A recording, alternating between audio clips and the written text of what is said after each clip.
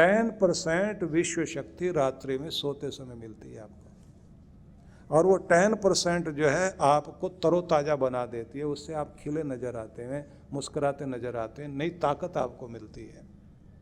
ये परमात्मा की बहुत बड़ी कृपा है। अब अगर आप ये कहें कि रात को खाओ पियो, दिन को आराम करो, रिदम बिगड़ गया ना आपका। जिन लोगों को ऑक्सीजन की मात्रा कम मिलती है, जो बर्फ वाले क्षेत्र में रहते हैं, तो उन बर्फीले क्षेत्रों से पहले लेह में, लेह लद्दाख वाले क्षेत्र में एक लेह बेरी होती है। ये जो ब्लूबेरी से लेके और जितने भी तरह के बेर वेर होते हैं ना, खट्टे मीठे पदार्थ, तो लेह बेरी जो है वो दुनिया की बहुत बेहतरीन चीज़ है।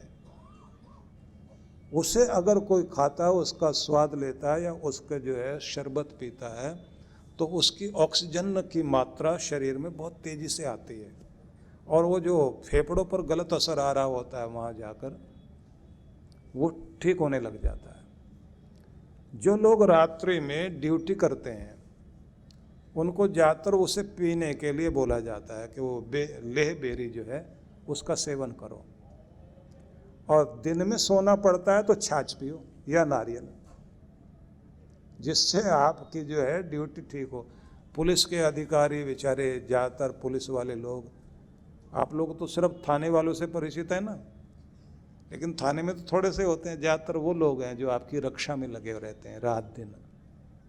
गोलियां खाएंगे, चोटें खाएंगे, पत्थर खाएंगे, बंदोबस्त में लगे रहते हैं लोग, और छुट्टी मिलती नहीं उन लोगों को।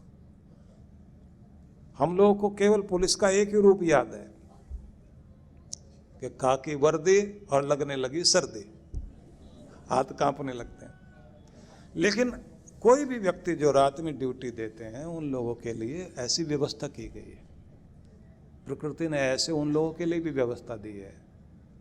हालांकि जैसे सूरज छिपने लग जाता है तो उस समय ये जो सितार वाले वाद्य होते हैं ना, उनको अगर आप सुनते हैं, बांसुरी सुनते हैं और धीरे धीरे अपने को शांत करते हैं, आपका मस्तिष्क एकदम उस धरातल पर आ जाएगा कि ज़्यादा विश्व शक्ति अपनी तरफ खींच सके।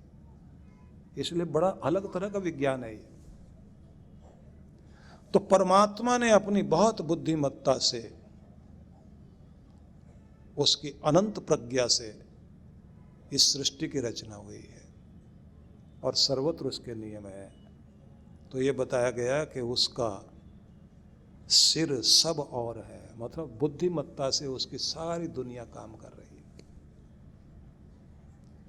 और एक शब्द और, मुख सब और है। भगवान को भोग लगाते हैं ना हम लोग, कहते हैं भगवान के 5 मुख हैं जिनमें भोग लगाना चाहिए। एक तो अग्नि मानी जाती है, अग्नि में आहुति दी जाए। बड़े बुजुर्ग और जो हमारे गुरुजन लोग हैं उनको भी हम खिलाते पिलाते हैं, तो भगवान को अर्पित करना हुआ। एक जो जीव जंतु हैं जो आपके आसपास हैं, उनकी भी जब आप सेवा करते हैं तो वो भी भगवान को भोग लगाना हुआ। लेकिन एक और वजह सोचने वाली बात है, कहा जो अपंग हैं, जो कमज़ोर हैं, मतलब मूक प्राणी, उनको खिलाओ, और जो असहाय हैं उनके लिए भोग लगाओ, भगवान तक पहुंचता है। और साथ में कहा गया कि वे जिन्होंने इस दुनिया में आपके लिए बहुत कुछ किया, उनके लिए जब आप कुछ करते हैं तो वो जो उनको आप देते हैं तो समझना वो सिर्फ उनको नहीं मिल रहा, वो भी भगवान तक पहुंच रहा है। इसलिए आपको प्रभु को भोग लगाने के लिए भी उसके मुख ढूंढो, कहाँ देने से वहाँ तक पहुँचेगा, कहाँ दें जो मेरा भगवान स्वीकार करे। तो यहाँ ये समझाया गया कि सर्वत्र भगवान है और सर्वत्र उसका मुख है, सर्वत्र उसके नियम है। वेदों में एक मंत्र है जिसमें कहा उदुत्तयम, देवम वहन्ति केतवः, सर्वत्र भगवान तुम्हारे झंडे लगे हुए हैं जो तुम्हारा परिचय देते हैं कि इस दुनिया का कोई राजा है और वो राजा तुम हो, जो इस पूरे जगत में सब जगह व्याप्त होकर सबको अपने अंदर और सब आपके अंदर है। इस रूप में आप इस दुनिया में हो। उपनिषद में एक और ढंग से कहा गया, तदेजति तन्नेजति तद्दूरे तद्वंतिके, चलता है वो नहीं चलता, वो दूर भी है वो पास भी है। अनेज देखम मनसो जवियो नैन देवा आपनुवन पूर्वमर्षद, ये इंद्रियां उसको पकड़ नहीं पाएंगी, आंखें उसको देख नहीं पाएंगी। जहां भी हम जाएंगे वहां वो पहले से मौजूद है, मतलब आपकी पकड़ में नहीं आ सकता, लेकिन उसकी पकड़ में आप जरूर हैं। सपर्यगा शुक्रमकाय अव्रणम अस्नाविरम शुद्धम अपाप विद्धम, नस नाड़ियां नहीं है भगवान की, पाप उसे बींद नहीं सकता, लेकिन सब चीजों को अपने में बांधकर वह सबके अंदर मौजूद है। ऐसी परम सत्ता का नाम परमेश्वर है, ये समझाया गया। तो यहां कहा गया सर्वस्य दातारम, सबको धारण करता है वह। अचिंत्य रूपम, सोचने से जिसकी आप कल्पना नहीं कर सकते।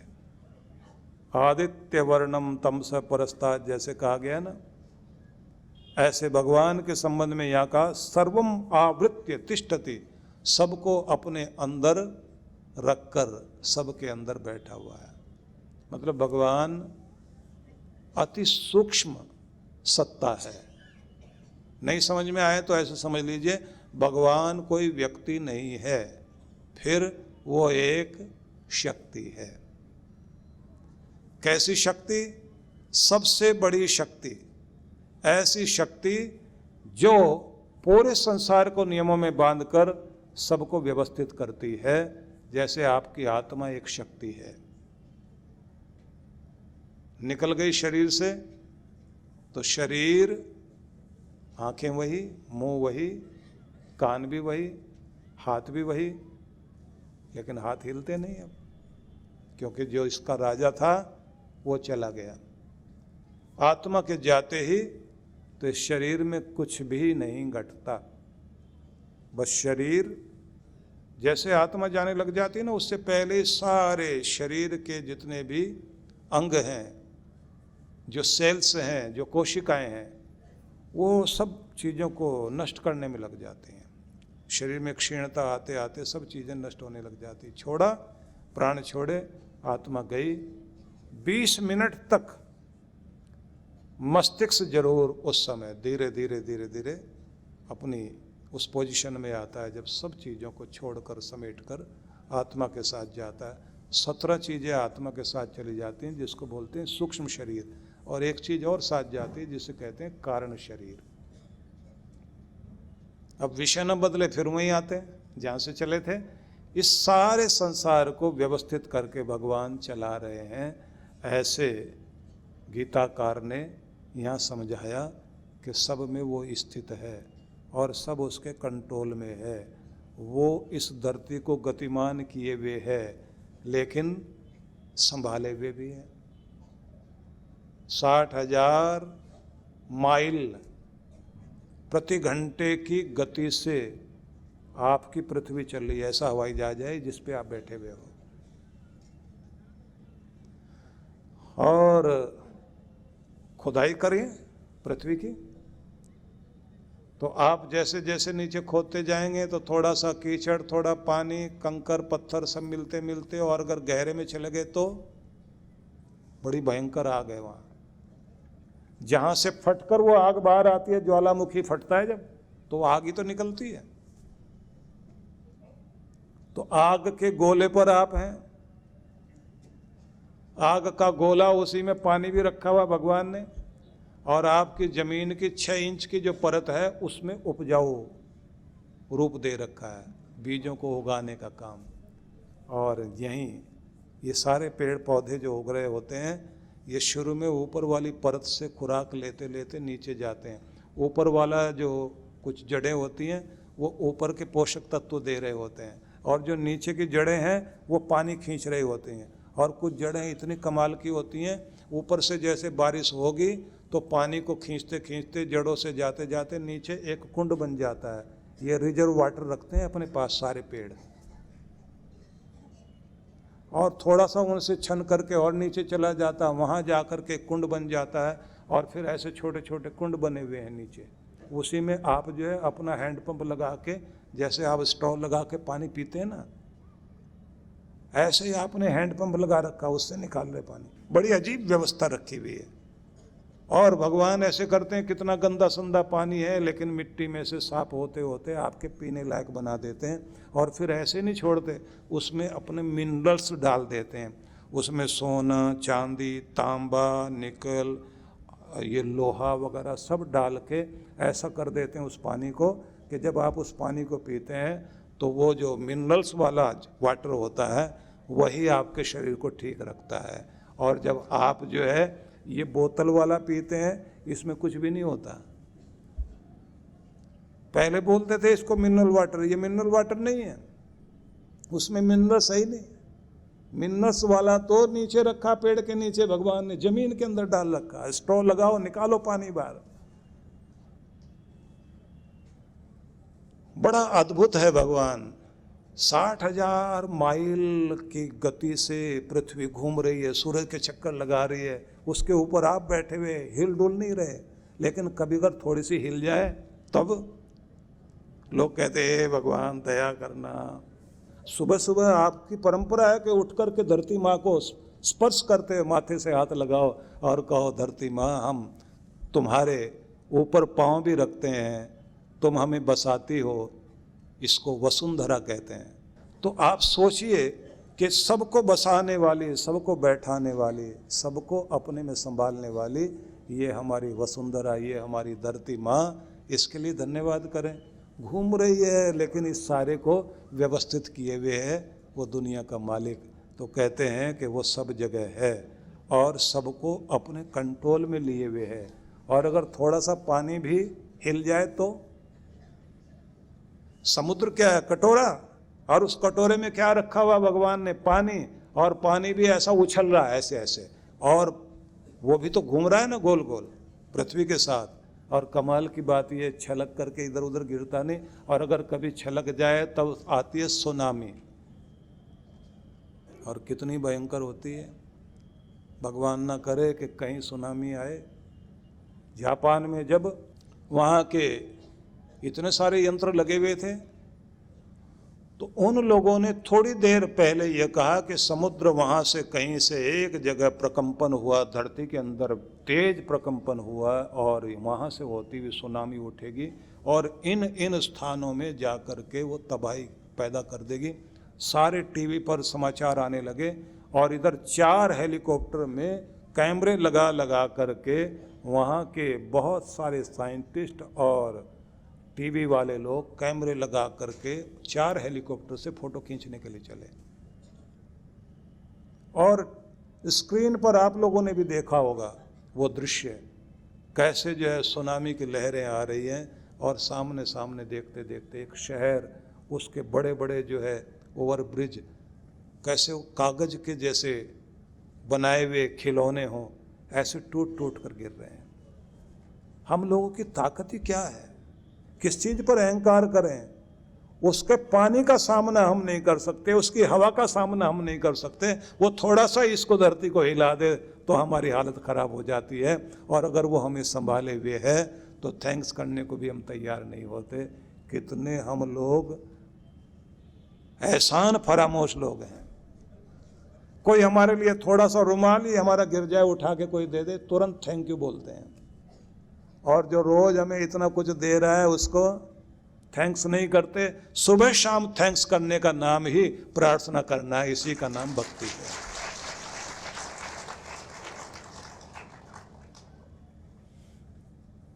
और देर नहीं लगती उसको, वो बराबर करने में देर नहीं लगाता।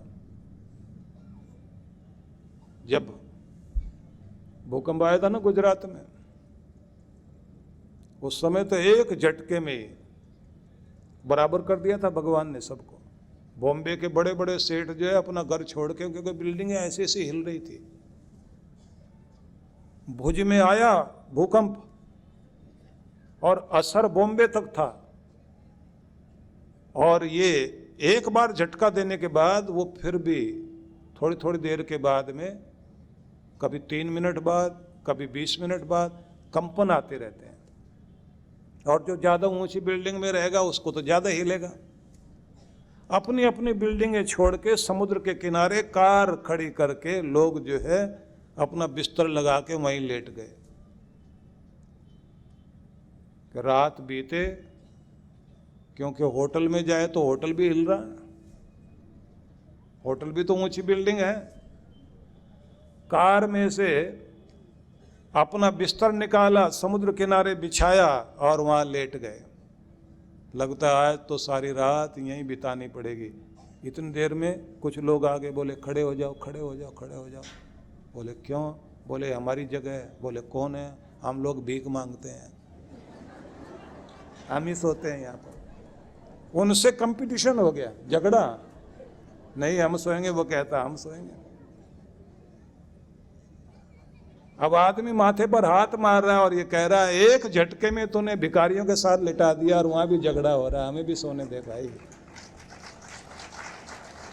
क्या कहोगे आप? किस बात पे अकड़ा जाए? भगवान के नाम पर कहीं देना भी हो तो इतनी बार सोचता आदमी, और अगर देना ही पड़ जाए तो फटा हुआ नोट निकालता जो कहीं ना चलता हो। भगवान तो चला ही लेगा।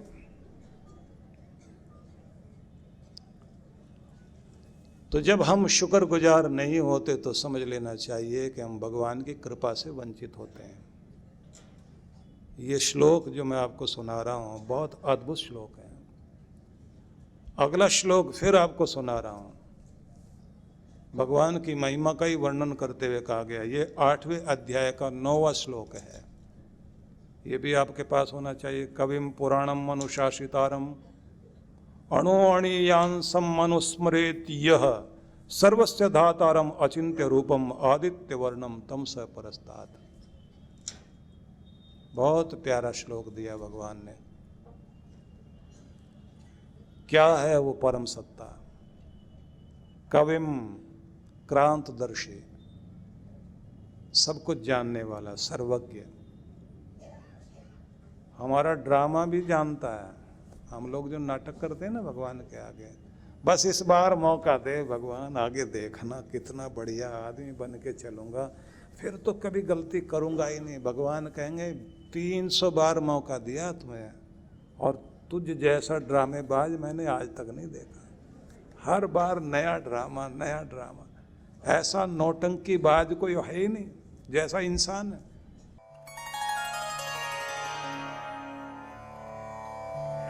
परम पूज्य श्री सुधांशु जी महाराज एवं डॉक्टर अर्चिका दीदी जी के पावन सानिध्य में विश्व जागृति मिशन पिछले कई वर्षों से जनहित को सुख समृद्धि एवं रिद्धि सिद्धि प्राप्त कराने हेतु गणेश लक्ष्मी महायज्ञ का आयोजन करता आ रहा है।